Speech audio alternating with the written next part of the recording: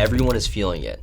Housing costs are exploding, debt is piling up, and headlines are everywhere of warning of an economic collapse. In under 10 minutes, I'm gonna break down what's going on, why this is happening, and how you can use this to all of your advantage so you're not left in the dark. Now let's look at what's going on economically.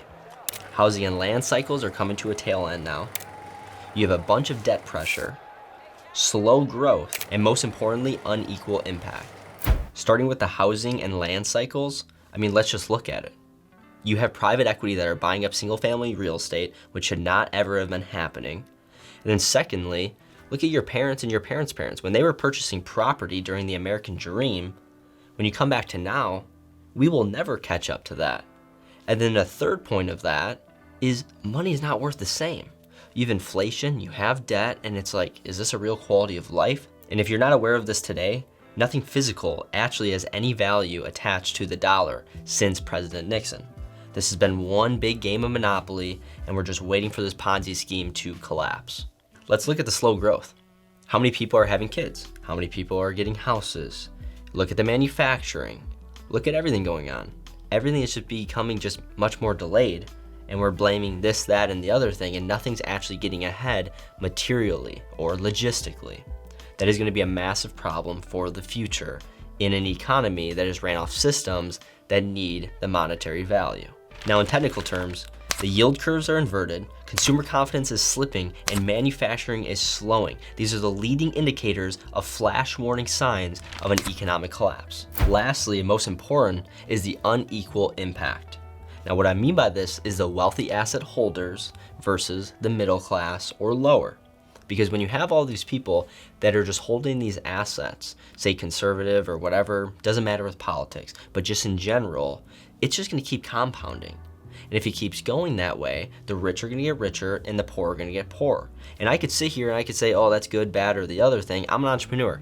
I could benefit off of this cycle, right? I could benefit off of these systems, but it just has never sat right with me to just sit here and say, oh, it's all right, everything's gonna be all right, because I'm making money and you're not. No, I've never been like that. Any business I've ever started, I made more money, I've always felt like just, in some way I was just stressed out. I'm seeing all my friends where I'm like, hey, you wanna go to dinner? Oh, sorry, man, I can't afford it. Hey, do you wanna go on here? Oh, sorry, man, I'm working, or this or that. It just never felt right.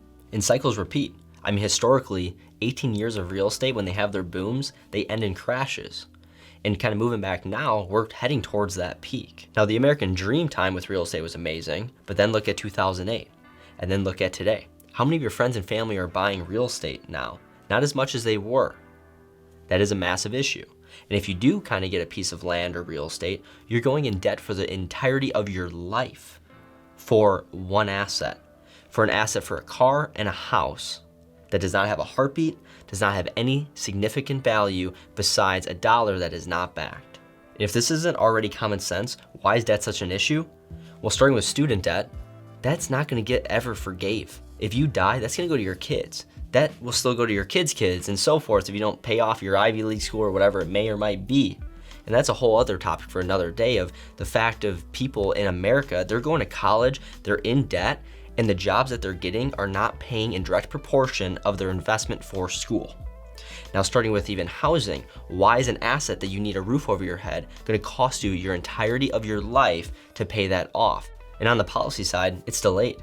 Why are governments and central banking waiting for after the fact with crashes rather than before? Do governments genuinely not know what's going on, or is this purposeful for power and control? Let's look at the global shocks. We have wars going on that majority of us do not even want, but the people up here just want social divide. You have supply chain disruptions. You have the tariffs and everything going on. What's to come after that if we don't get out of this? And last but not least, we have inflation at an all-time high. The money is not paid in direct proportion to the work that we're putting in. I'm sounding like a broken record here, but we have to conclude this. We have to recognize this. And if we want America and other countries to not have some sort of like anarchy, war, or whatever, we have to figure out, okay, what's equal and what's not. Now, the most important part of this video is how to position yourself to succeed in this potential crash. Now, starting with reduce risky debt. Mark down what it is you want to do with your life.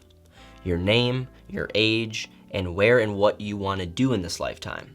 Because sometimes that might not align of, say, college, a house, or even living in America. When you write these things down, now you're gonna figure out if that house that you're gonna take on debt for the next 15, 30 years, or maybe even more, is worth it or maybe not. That student loan you might not even need because maybe you don't wanna be a lawyer anymore.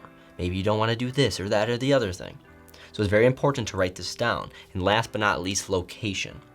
The geographic location of where you're gonna live, where you're gonna settle down, have kids, marriage, yada yada, is vital. So what you're doing here today, when you write this down, you're kind of analyzing, is this for me or is this not? And I know way too many friends, family, and people that are miserable. They say, I wish I didn't, have house debt or I was house poor. I wish I would have waited on maybe having kids. I wanted to live in Italy, but Susan, my wife that I got divorced 15 years ago, wanted to live in America. You only live here one time, so it's very vital that you're not wrapping yourself up in this fantasy debt, this mystical debt. My second tip is diversify your assets in liquid. What I mean by that is buy resources and maybe land or stuff elsewhere. Because if you're all in, just like any poker game or gambling in America, and something were to, God forbid, happen here, you're done. Build cash and liquidity. Because if this crash happens, you want to have the resources and money to buy in on this fire sale. That is what rich people do. They do not get ended when these crises hit. They're hoping these crises happen, because then it's a flash fire sale, Black Friday shopping of real estate for them, for stocks, you name it. When everyone is thinking it's crashing and burning, they're going all in, because once the market corrects itself, which statistically and historically has always have done, you will become immensely wealthy. To really get ahead during a market crash, watch policy shifts. Things like the land taxes, the stimulus, and credit rules that could flip risk to opportunities. And this is what the very, very wealthy people have done and will do for eternity until this whole Ponzi scheme collapses. And lastly, mindset. This channel is all about mindset. You have to have the perception of this is not going to be the end. This is going to be sticks and stones and the world's going to burn. Every successful person I ran into are very much optimistic. They're looking at this as, like, again, a fire sale rather than, oh my God, I'm going to lose everything. So coming back here, make sure your perception is always healthy and positive. Even though the world's burning, if you still have that little bit of hope, you're always going to have a lot more luck with the preparation of opportunity rather than the pessimist that's over in the corner that's not applying action, that gets nothing from that.